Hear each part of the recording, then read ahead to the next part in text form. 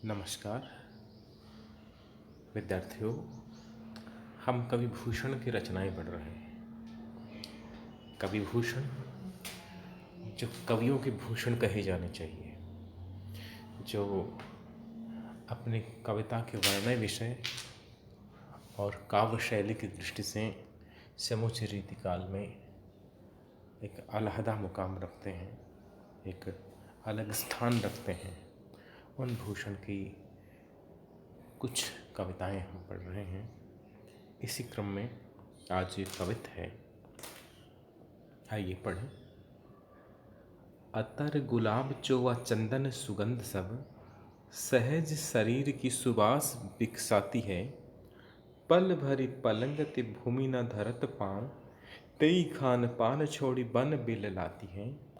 भूषण भनत शिवराज वीर तेरे त्रास, हार भार तोरी निज सुधि बिसराती हैं। ऐसी परी नरम हरम बादशाहन की, नास पाती खाती ते बनास पाती खाती।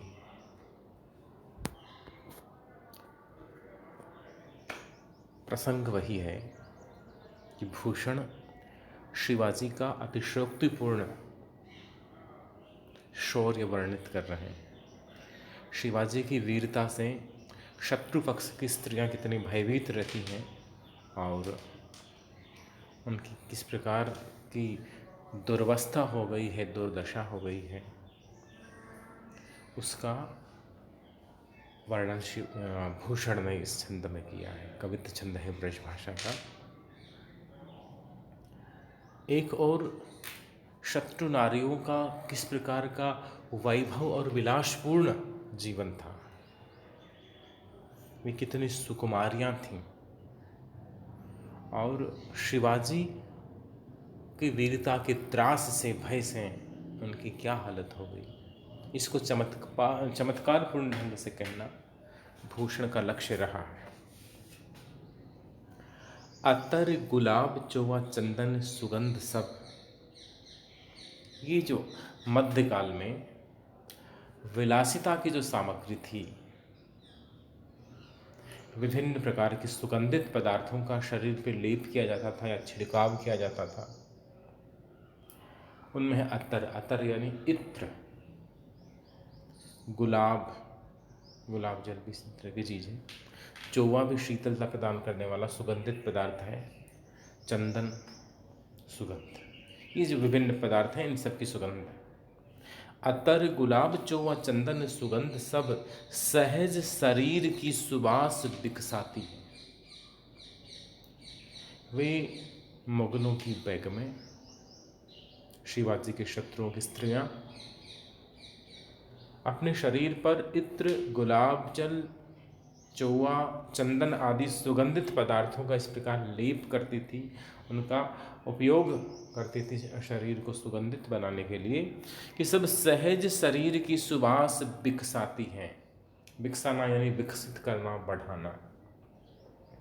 उनके शरीर में स्वाभाविक रूप से खुशबू थी, देहगंध, लेकिन ये इत्र, ये गुलाब, ये चौवा, ये चंदन, इनकी सुगंधी मिलकर के और उनके शरीर की जो सहज स्वाभाविक खुशबू थी, देहगंध थी, देह राग जो था, उसे विकसित कर रही किया करती थी, बढ़ाया करती थी। इत्र उनकी देहगंध को और बढ़ा देता था, दुर्गंध नहीं, गंध की बात कर रहा हूँ।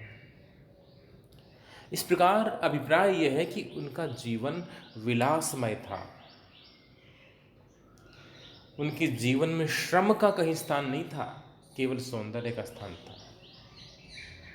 उनके जीवन में कर्म का स्थान नहीं था, केवल विलास का स्थान था। वहाँ उल्लास था तो केवल विलास का उल्लास था, विलासिता का, भोग का उल्लास था। वहाँ रोग नहीं था, वहाँ कर्म नहीं था, वहाँ मेहनत नहीं थी, केवल सब प्रकार के ठाट बाट इकट्ठे किए थे और उस विलास में उनका जीवन डूबा हुआ था। वे शत्रु पक्ष की नारियां पल भरी पलंग ते भूमि न धरत पाँव, वे जिनके लिए सदैव जो चाहिए वो सारी सामग्री प्रस्तुत रहती थी, जो पल भर के लिए भी जिन्हें पलंग से नीचे ज़मीन पर पांव रखने का काम नहीं पड़ता था, सब कुछ इशारे से हो जाता था, सब कुछ समय पर हो जाता था। पल भरी पलंग तेते यानी से, पल भर के लिए भी क्षणिक पलंग से भूमि न धरत पांव, वे पलंग से उतरकर जमीन पे पांव तक नहीं रखती थी। तेई खान पान छोड़ी बन बिल लाती हैं, लेकिन आज उनकी स्थिति ऐसी हो गई कि शिवाजी की वीरता का, शिवाजी के शौर्य का ऐसा आतंक उनके हृदयों पे छाया हुआ है कि वे सब प्रकार के ठाट बाट, यहाँ तक कि खाना पीना छोड़ करके और वन बिल लाती हैं, और वन में भटकती हुई विलाप कर रही हैं, रो रही हैं, रुदन कर रही हैं। भूषण भनत है शिवराज वीर तेरे त्रास, भनत यानी वर्णन करना। भूषण कवि वर्णन करता है, भूषण कवि कहता है शिवराज वीर, हे शिवाजी, वीर शिवाजी, तेरी त्रास, तुम्हारे डर से, त्रास यानी डर, भय, हे वीर शिवाजी, तुम्हारी वीरता के डर से तुम्हारे शत्रु पक्ष की जो स्त्रियां हैं वे हार भार तोरी, उनके गले में जो अन्य आभूषण था वो नहीं ला पाई, लेकिन गले में हार पहन रखा होगा, वे अब दौड़ रही हैं तो हार भी उनको भार स्वरूप लग रहा है, वो बाधा के रूप में लग रहा है। अगर ये आभूषणों का भार ना रहे तो वो शायद जान बचाने के लिए थोड़ा तेज गति से भाग पाएंगे, खुद को ज़्यादा बचा पाएंगे।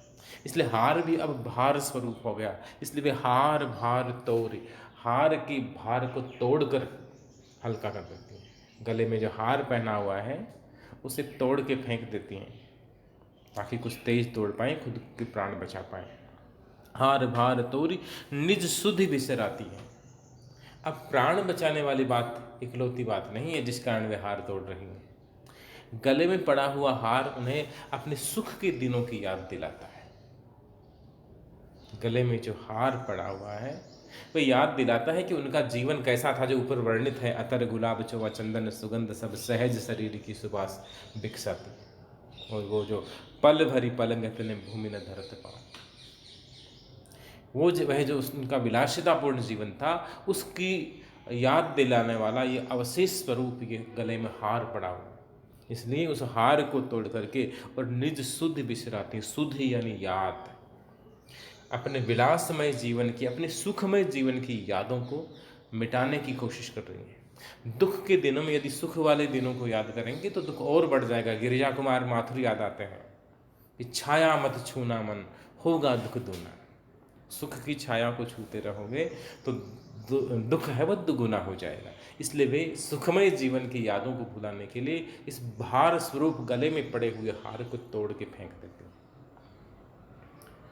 ऐसी परी नरम हरम बादशाह, हरम बोलते हैं रनिवास को, अंतःपुर को, जहाँ असंख्य स्त्रियां रहा करती थी।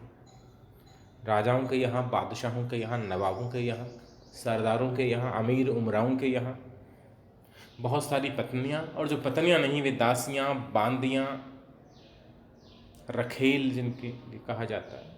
इस प्रकार की नाम वाले रिश्ते भी और अनाम रिश्ते भी, पता नहीं कितनी जो महिलाएं थी वो बंदी का जीवन बिताती, उनके लिए सब ठाट बाट तो था लेकिन स्वाधीनता नहीं थी।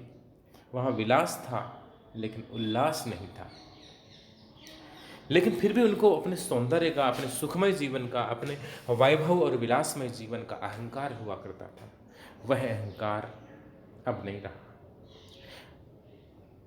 ऐसी परी नरम हरम बादशाह, बादशाह का जो हरम है, हरम वही रनिवास,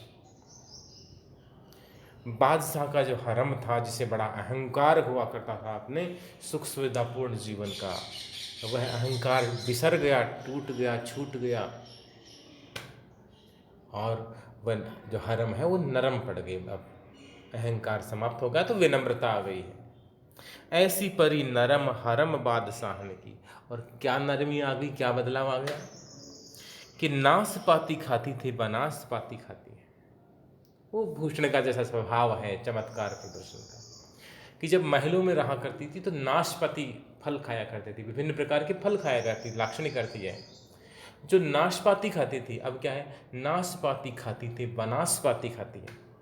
नाशपाती, नाशपाती नामक फल, और वनस्पति यानी वनस्पति, जो जंगल की वनस्पतियाँ घास फूस हैं, वो कैसे पत्ते आदि खा के, कंदमूल फूल खा करके और काम चला रहे हैं। ब्रज भाषा में लिखा गया छंद है, भूषण ब्रज में लिखते हैं, बुंदेलखंडी का थोड़ा प्रभाव होता है उनकी रचनाओं में। शब्द मैत्री उनकी कविताओं में खूब मिलती है। चोवा चंदन जैसे चैत वर्ण की आवृत्ति हो गई, सुगंध सब सहज शरीर सुबास सह सह वर्ण की आवृत्ति हो गई, वहाँ छः का अनुप्रास था, यहाँ वृत्तानुप्रास है। पल भरी पलंग पय वर्ण की आवृत्ति से पुनः छः का अनुप्रास है।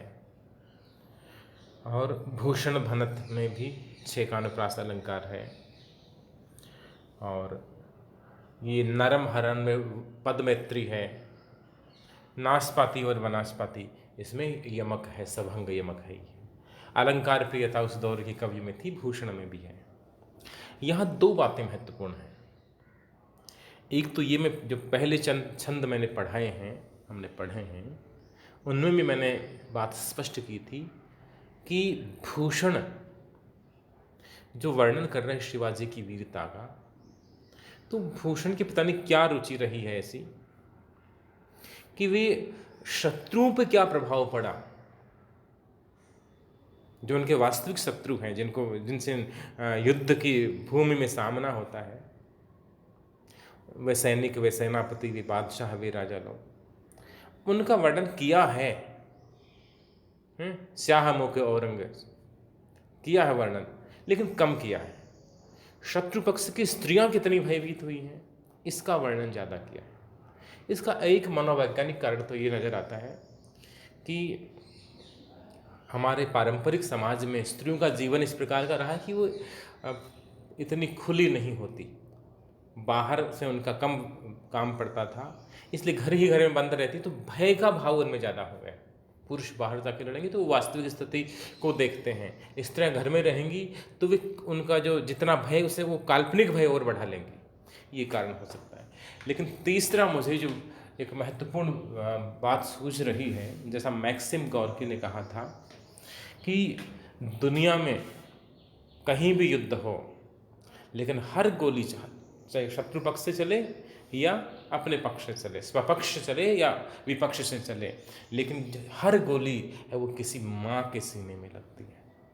यानी युद्ध का अंतिम परिणाम जो है वे स्त्रियां बहुत ज़्यादा भुगतती हैं। सैनिक तो लड़ते लड़ते वीरगति को प्राप्त हो गया, लेकिन बाद में विजेताओं द्वारा किए जाने वाले अत्याचार तो है ही है, लेकिन अपनों को खो देने का जो दर्द है, एक पति को खोने का दर्द है, वो महिला पत्नी जान पाती है। एक बेटे को खोने का दर्द माँ जान पाती है, भाई को खोने का दर्द है वो बहन जान पाती है, तो एक प्रेमी को खोने का जो दर्द है वो प्रेमिका जान पाती है। तो ये जो युद्ध की जो आत्यंतिक पीड़ा है वह स्त्री पक्ष अधिक सहता है।